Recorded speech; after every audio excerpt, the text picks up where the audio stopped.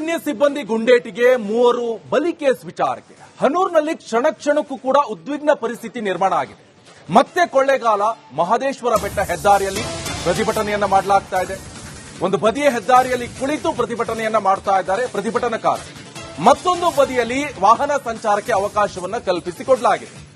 ಇವರ ಬೇಡಿಕೆ ಪರಿಹಾರ ನೀಡಬೇಕು, ಪರಿಹಾರವನ್ನ ನೀಡೋ ತನಕ ನಾವು ಹೋರಾಟವನ್ನ ಮುಂದುವರಿಸ್ತೀವಿ ಅಂತ ನಿರ್ಧಾರವನ್ನ ಮಾಡಿದ್ದಾರೆ. ಅಷ್ಟು ಮಾತ್ರ ಅಲ್ಲ, ಸ್ಥಳಕ್ಕೆ ಕೂಡಲೇ ಅರಣ್ಯ ಇಲಾಖೆ ಸಚಿವರು ಇದ್ದಾರಲ್ವಾ ರಾಮಲಿಂಗಾರೆಡ್ಡಿ ಅವರು ಸ್ಥಳಕ್ಕೆ ಬರಬೇಕು ಅಂತ ಪ್ರತಿಭಟನಾಕಾರರು ಬೇಡಿಕೆಯನ್ನ ಇಟ್ಟಿದ್ದಾರೆ.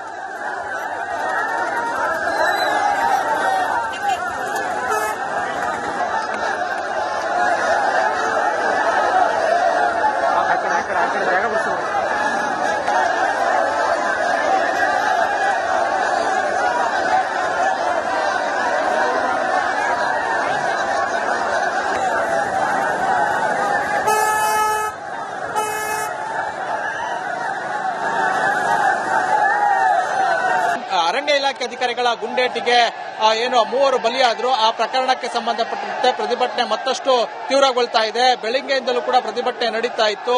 ಇದೀಗ ಪ್ರತಿಭಟನೆಯ ಆಕ್ರೋಶದ ಕಿಚ್ಚು ಮತ್ತಷ್ಟು ಜೋರಾಗಿರುವಂತದ್ದು ದೃಶ್ಯದಲ್ಲಿ ಗಮನಿಸಬಹುದು. ಬೆಳಗ್ಗೆಯಿಂದಲೂ ಕೂಡ ಒಂದು ಬದಿಯಲ್ಲಿ ಪ್ರತಿಭಟನೆ ಮಾಡೋದಕ್ಕೆ ಅವಕಾಶ ಕೊಟ್ಟಿದ್ರು.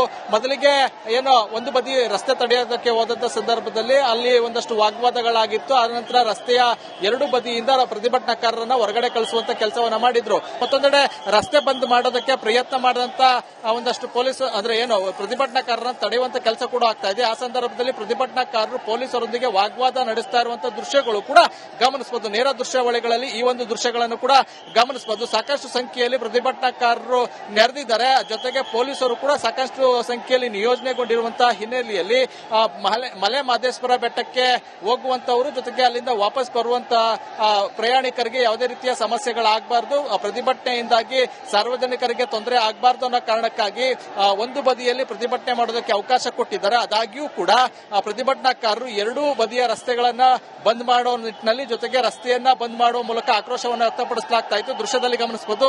ಇಲ್ಲಿ ಪೊಲೀಸ್ನವರು ಜೊತೆಗೆ ಪ್ರತಿಭಟನಾಕಾರರ ನಡುವೆ ವಾಗ್ವಾದ ಆಯ್ತಾ ಇತ್ತು. ಜೊತೆಗೆ ತಳ್ಳಾಟ ನುಕ್ಕಾಟ ಆಗ್ತಾ ಇತ್ತು. ಈ ಸಂದರ್ಭದಲ್ಲಿ ಒಬ್ಬನನ್ನ ಬಂಧಿಸುವಂತ ಕೆಲಸ ಕೂಡ ಆಗ್ತಾ ಇರುವಂತದ್ದು ಇಲ್ಲಿ ದೃಶ್ಯದಲ್ಲಿ ಗಮನಿಸಬಹುದು. ಯಾವ ರೀತಿ ಬಂಧಿಸ್ತಾ ಇದ್ದಾರೆ ಅಂತ ಅವ್ರನ್ನ ಏನು ಪೊಲೀಸರ ಮೇಲೆ ತಳ್ಳಾಟ ನುಕ್ಕಾಟ ಮಾಡುವಂತವ್ರನ್ನ ಕೆಲವರನ್ನ ಬಂಧಿಸುವಂತ ಕೆಲಸ ಕೂಡ ಆಗ್ತಾ ಇರುವಂತದ್ದು.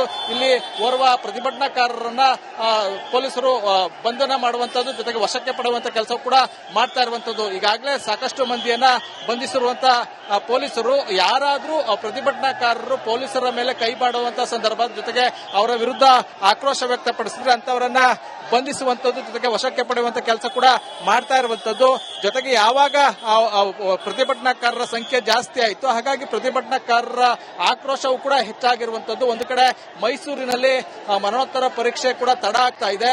ಮತ್ತೊಂದೆಡೆ ಇಲ್ಲಿ ಪ್ರತಿಭಟನಾಕಾರರ ಆಕ್ರೋಶದ ಕಿಚ್ಚು ಕೂಡ ಜಾಸ್ತಿ ಆಗ್ತಾ ಇರುವಂತದ್ದು.